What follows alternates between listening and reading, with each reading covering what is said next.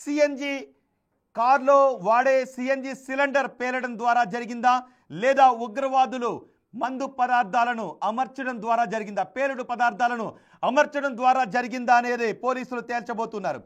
అక్కడికి వచ్చిన తర్వాత ఫోరెన్సిక్ టీం ఆ నమూనాలను సేకరిస్తూ ఉన్నారు.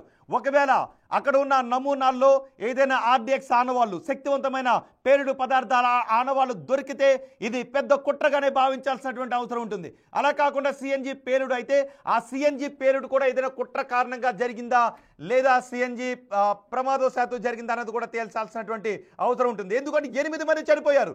ఢిల్లీలో జరిగిన కారు పేలుడు ఘటనలో ఇప్పటి వరకు 8 మంది చనిపోయారు. అంటే ఇది చాలా శక్తివంతమైన పేలుడు అక్కడ సంభవించింది.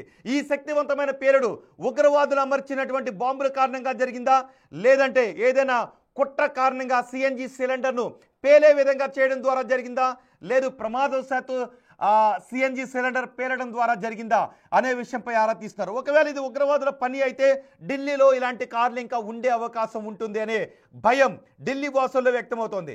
ఒకవేళ ఇది ఉగ్రవాదుల కుట్ర అయితే ఢిల్లీలో బహుశా ఇలాంటి కార్లు ఇంకా ఉండే అవకాశం ఉంటుంది, బహుశా దేశవ్యాప్తంగా కూడా ఇంకా ఇలాంటి కార్లు ఉండే అవకాశం ఉంటుంది అనే భయం వ్యక్తమవుతోంది.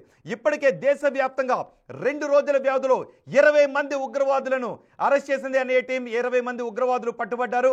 అందులో డాక్టర్ల ముసుగులో ఉన్న వాళ్ళు ఉన్నారు. హైదరాబాద్ కూడా ఆ అరెస్టులతో ఉగ్రవాదులతో లింకులు బయటపడ్డాయి. ఈ విచారణ కొనసాగుతున్న సమయంలోనే ఇప్పుడు పేలుడు సంభవించడంతో ఒక్కసారిగా దేశం ఉలిక్కి పడింది. अबे बहुत सारे गाड़ी यार, बेटा क्या है यार, ये सिलेंडर वाला गैस होगा।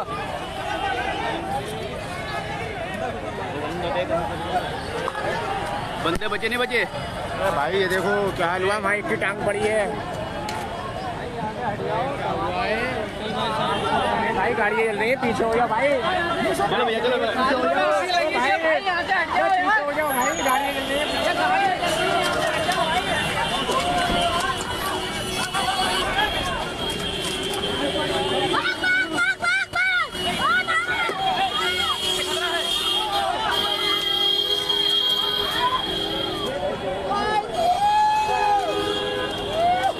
क्या हुआ भैया?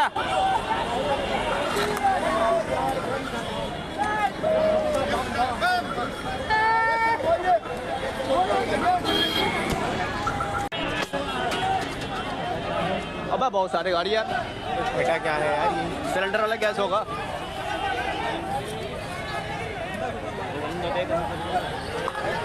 बंदे बचे नहीं बचे?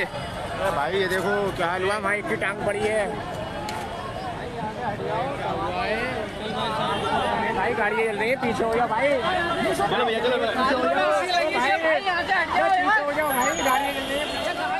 చూసారా దృశ్యాలు బిగ్ టీవీ స్క్రీన్ పైన. ఈ సాయంత్రం సరిగ్గా 6:55 ఢిల్లీలో జరిగిన అత్యంత శక్తివంతమైన పేలుడు సంబంధించిన దృశ్యాలు అవి. కార్లు చాసిస్ ఊడిపోయి చక్రాలు ఎక్కడికో వెళ్ళిపడ్డాయి. కార్లు తుక్కు అయిపోయినటువంటి దృశ్యాలు.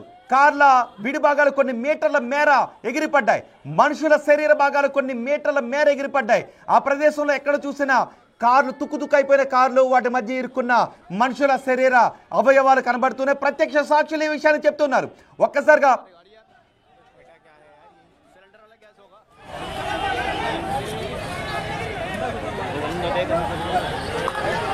बंदे बचे नहीं बचे? अरे भाई ये देखो क्या हाल हुआ, माइक की टांग पड़ी है भाई, गाड़ी चल रही है, पीछे हो जाओ भाई।